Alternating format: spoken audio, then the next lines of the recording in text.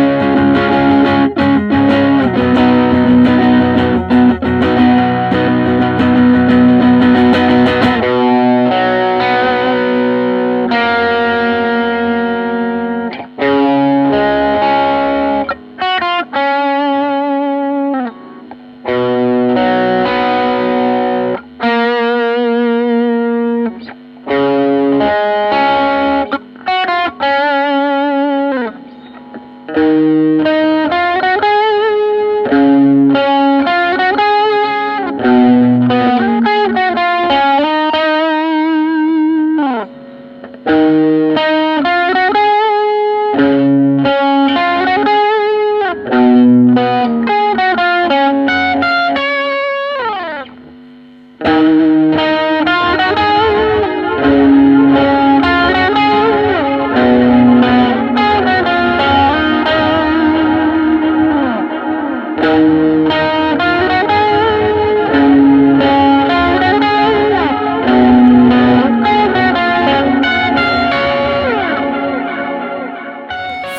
the demo, this time I played something that I've played previously, and it is from my Cycles EP, which I will link below for you. The reason for that is because I used another clone when I did that slightly overdriven guitar part, so I thought the comparison might be nice. The only difference is the guitar that I use for the tone Bogans stuff, it's actually dropped a half step. So the only difference is it's a half a step below. If you compare the two, that is literally the only difference. And everything else has remained pretty similar.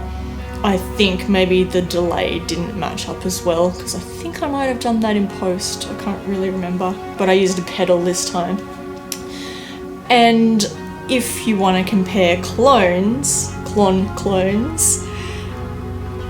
I think I have a feeling that I have other videos, which I'll discover what they are, and I will link those below as well, because I do have, I think, 3 clones, this one being the cheap rig version.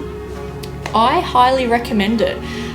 I know that there's been reviews that people have been like, yeah, it's been faulty, it doesn't sound like I thought it would, but for me, it's just a really solid, low gain overdrive, and honestly, you could have a billion of those. They're so cool. I just love adding that little bit of grit, little bit of dirt to everything, like everything. If you think I'm not playing with a dirt pedal, you're wrong.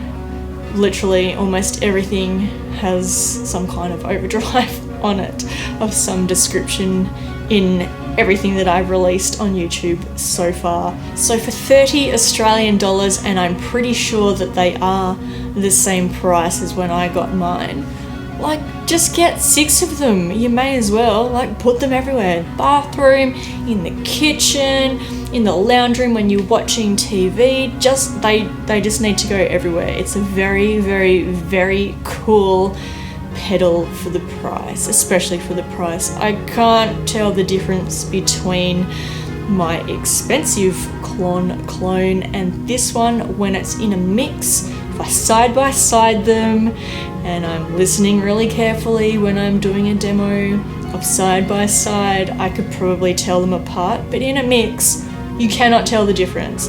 People that say that you can tell the difference in a mix, like, how good are your ears? My ears are above average, and I could never go, oh, that's that pedal.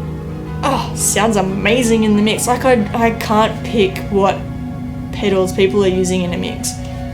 And why are you listening for that anyway? Just listen to the music, honestly. It's all about the music.